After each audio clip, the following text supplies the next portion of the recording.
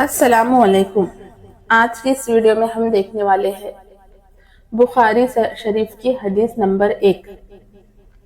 عمر بن خطاب رضی اللہ سے روایت ہے، بیان کرتے ہیں کہ میں نے رسول اللہ صلی اللہ علیہ وسلم سے سنا۔ آپ فرماتے تھے، ثواب کے تمام کام نیتوں پر ٹکے ہیں اور ہر آدمی کو اس کی نیت ہی کے مطابق پھل ملے گا۔ پھر جس آدمی نے دنیا کمانے یا کسی عورت سے شادی رچانے کے لیے وطن چھوڑا تو اس کی ہجرت اسی کام کے لیے ہے جس کے لیے اس نے ہجرت کی ہوگی۔ فائدے: امام بخاری نے اس حدیث کو شروع کتاب میں اس لیے بیان کیا ہے کہ اس کتاب کے لکھنے میں صرف اللہ تعالیٰ کی رضا مقصود ہے، نیز وحی کے ذریعے شریعت کے احکام بیان کیے جاتے ہیں اور شرعی احکام کی بنیاد صاف نیت ہے۔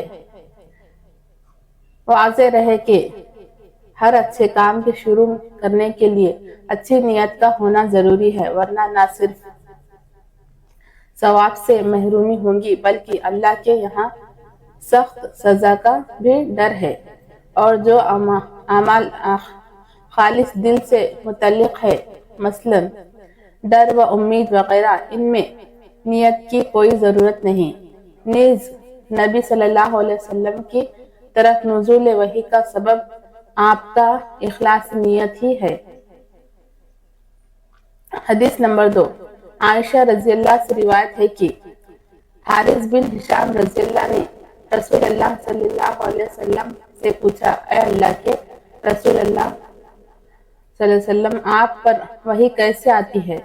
تو رسول اللہ صلی اللہ علیہ وسلم نے ارشاد فرمایا، کبھی تو وحی آنے کی حالت گھنٹی کی ٹن کی طرح ہوتی ہے اور یہ حالت مجھ پر بہت بھاری گزرتی ہے، پھر جب فرشتے کا پیغام مجھے یاد ہو جاتا ہے تو یہ بند ہو جاتی ہے، اور کبھی فرشتہ انسانی شکل میں میرے پاس آ کر مجھ سے بات کرتا ہے اور جو کچھ وہ کہتا ہے میں اسے محفوظ یاد کر لیتا ہوں۔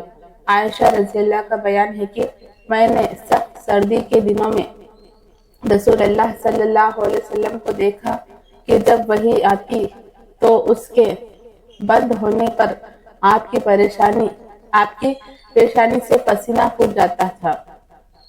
فائدے: آپ کے پاس وحی کس حالت میں آتی ہے؟ اس سوال میں 3 چیزیں آتی ہیں۔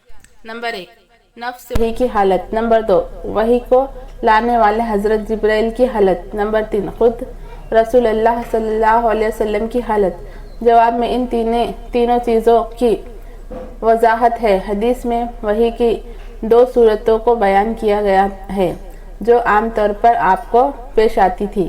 اس کے علاوہ کبھی خواب کی شکل میں، کبھی حضرت جبرائیل کے اپنے اصلی صورت میں آنے سے اور کبھی اللہ تعالیٰ کے خود بات کرنے سے بھی وحی کا ثبوت ملتا ہے۔ حدیث نمبر 3۔ عائشہ رضی اللہ سے روایت ہے کہ انہوں نے فرمایا کہ رسول اللہ صلی اللہ علیہ وسلم پر وحی کی شروعات سچے خواب کی شکل میں ہوئی۔ آپ جو کچھ خواب میں دیکھتے وہ صبح کی روشنی کی طرح نمودار ہوتا۔ پھر آپ کو تنہائی پسند ہو گئی، چنانچہ آپ غار حرا میں تنہائی اختیار فرماتے اور کئی رات گھر تشریف لائے وغیرہ عبادت میں لگے رہتے۔ آپ کھانے پینے کا سامان گھر سے لے جا کر وہاں کچھ روز گزارتے، پھر خدیجہ رضی اللہ کے پاس واپس آتے اور تقریباً اتنے ہی دنوں کے لیے پھر کچھ کھانے پینے کا